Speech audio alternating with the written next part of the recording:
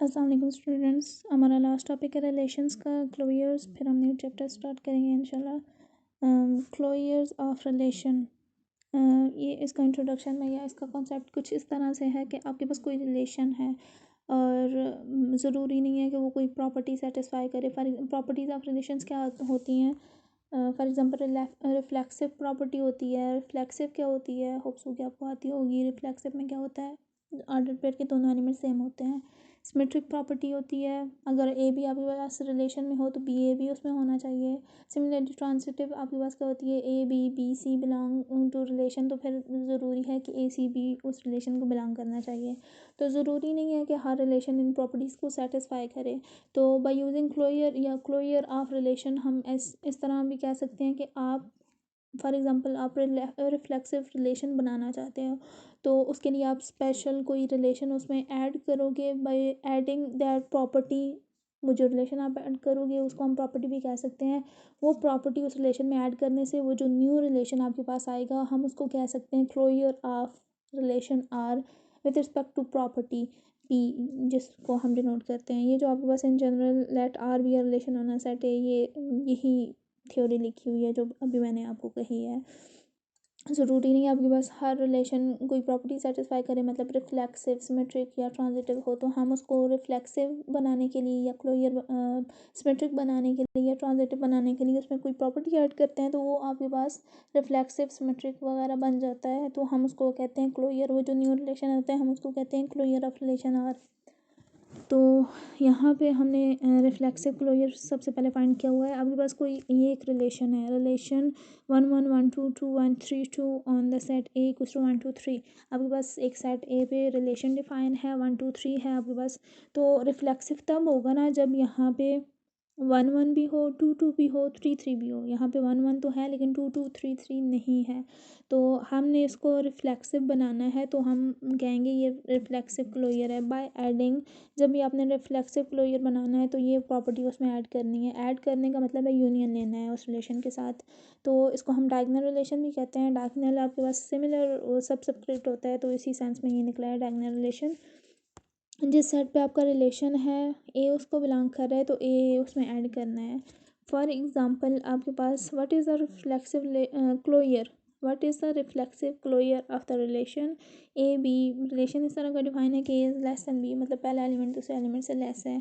On the set of integers, set of integers पे एक relation define है ये इस तरह का, तो आपने इसका रिफ्लेक्सिव क्लोजर फाइंड करना है by adding diagonal relation R union. The reflexive closure of R is R union diagonal relation. तो आर आपके पास वही जो आपके पास गिवन है, यूनियन डायगोनल रिलेशन। तो आप देखें हमने पहले किया भी है कंबाइनिंग रिलेशन में कि इसको हम कंबाइन करेंगे तो क्या बनेगा? A is less than B है, मतलब पहला एलिमेंट दूसरे एलिमेंट से लेस है। यहाँ पे क्या है, दोनों एलिमेंट सेम है, मतलब ए इक्वल्स टू बी भी आप कह सकते हैं। तो इक्वल का भी रिलेशन आ गया और लेस दैन का भी रिलेशन आ गया, तो जब आप इनको कंबाइन करके लिखेंगे तो क्या बन जाएगा, ये ए इज़ लेस दैन और इक्वल टू बी। तो ये जो reflexive closure of given relation आ रहा है वो क्या है? ए इज़ लेस दैन और इक्वल टू बी। तो इस तरह हमने ये जो आपके पास गिवन रिलेशन आएगा ये श्योरली आपके पास रिफ्लेक्सिव रिलेशन होगा। सिमिलरली आपके पास ये तो सेट बिल्डर नोटेशन में आपके पास रिलेशन गिवन है। सिमिलरली आपके पास कोई एलिमेंट्स की फॉर्म में गिवन हो, सेट की फॉर्म में गिवन हो जिनमें एलिमेंट्स हों, तो उस तरह का भी आपको रिलेशन रिफ्लेक्सिव क्लोजर बनाना आता हो, तो आप क्या करेंगे उसमें ये वाली प्रॉपर्टी ऐड करेंगे, सिमिलर एलिमेंट्स वाली, तो जो न्यू बनेगा वो रिफ्लेक्सिव क्लोजर बन जाएगा। सिमिलरली सिमेट्रिक क्लोजर कैसे आप फाइंड करेंगे? ये आपके पास एक रिलेशन है 1 1 1 2 2 2 3 2 3 3 1 एंड 3 2। आपके पास एक रिलेशन है, सेट कौन सा है आपके पास? 1 2 3। तो ये सिमेट्रिक रिलेशन कैसे बनेगा? अगर 1 1 इसको बिलोंग कर रहा है तो ए बी अगर रिलेशन को बिलोंग कर रहा हो तो बी ए भी उसको बिलोंग करना चाहिए। तो यहाँ पे सिमिलर एलिमेंट्स के लिए तो नहीं देखी जाती।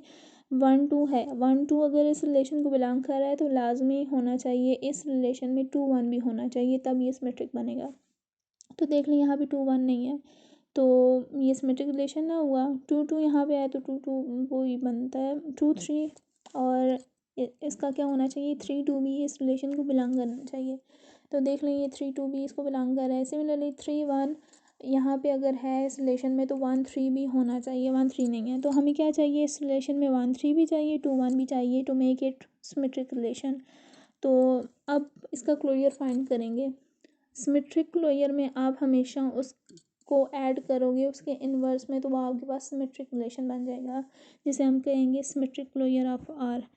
तो कोई भी आपके पास गिवन रिलेशन है उसका इन्वर्स उसमें ऐड कर लो तो वो सिमेट्रिक क्लोजर बन जाएगा। सिमिलरली एग्जांपल आपके पास क्या है, what is the symmetric closure of the relation R equals to A B. यहाँ पे जो रिलेशन है वो A is greater than B है, मतलब पहला एलिमेंट दूसरा एलिमेंट से बड़ा है।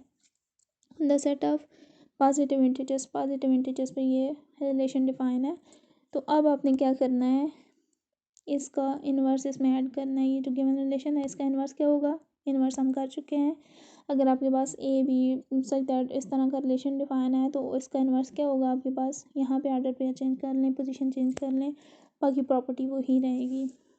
तो अब देख लें R union R inverse, symmetric closure of R is क्या है, R union R inverse. R आपके पास ये है, आर इन्वर्स ये है। अब जब आप इनका यूनियन लोगे तो क्या होगा, यहाँ पे देख लें A B is greater than B, मतलब पहला एलिमेंट दूसरे एलिमेंट से बड़ा है। तो इसके इन्वर्स में क्या है, दूसरा एलिमेंट पहले एलिमेंट से बड़ा है। तो फॉर एग्जांपल इसमें क्या आ जाता है, 1 3 आपके पास एक ऐसा ऑर्डर पेयर है, 3 1 एक ऐसा रिलेशन है जिसमें 3 इज़ ग्रेटर देन 1 है। तो यहाँ पे 1 3 होगा, यहाँ पे 3 1 होगा। सिमिलरली और भी बहुत सारे आप रिलेशन बना सकते हैं, एक में लेस और एक में ग्रेटर वाला आ गया। तो आप इसको जब सेट की फॉर्म में, सेट बिल्डर नोटेशन में लिखोगे तो क्या होगा, सारे के सारे ग्रेटर और लेस वाले तो आ जाएंगे, सिर्फ वही नहीं आएंगे जो इक्वल होंगे। तो इसको आप इस तरह फॉर्म में लिख सकते हो, is not equals to B, बाकी सारे एलिमेंट्स इसमें आएंगे, सिर्फ वही नहीं आएंगे is not equals to B वाले। तो ये आपके पास आ गया symmetric closure of given relation. Similarly आपके पास कोई दूसरी तरह भी लिखा हुआ है सेट, उसका सिमेट्रिक क्लोजर फाइंड करना आ गया होगा होप सो। रिफ्लेक्सिव क्लोजर में आपने क्या करना है, डायगोनल रिलेशन ऐड करना है, और सिमेट्रिक क्लोजर में आपने क्या करना है, उस रिलेशन का जो गिवन रिलेशन है उस गिवन रिलेशन का इन्वर्स उसमें ऐड करना है, तो वो सिमेट्रिक क्लोजर बन जाएगा। तो ये था हमारा लास्ट टॉपिक। इसके साथ कोई भी आपको एग्जांपल मिलती है एक्सरसाइज से तो कर लीजिएगा प्रैक्टिस के लिए। तो यहाँ पे हमारे रिलेशंस जो चैप्टर है रिलेशंस का वो ख़त्म हो गया है। इंशाल्लाह हम ग्राफ थ्योरी स्टार्ट करेंगे, आपका जो लास्ट और इम्पॉर्टेंट रह गया है चैप्टर। तो रिलेशन से रिलेटेड कोई भी क्वेश्चन अगर आपसे नहीं होता तो मुझे बताइएगा, मैं करके आपको सेंड कर दूँगी। पहले तो कोशिश करिएगा जितने भी एक्सरसाइज के मैंने आपको दिए हुए हैं क्वेश्चंस उनकी प्रैक्टिस करिएगा और सॉल्व करिएगा। बेस्ट ऑफ लक, अल्लाह हाफिज़।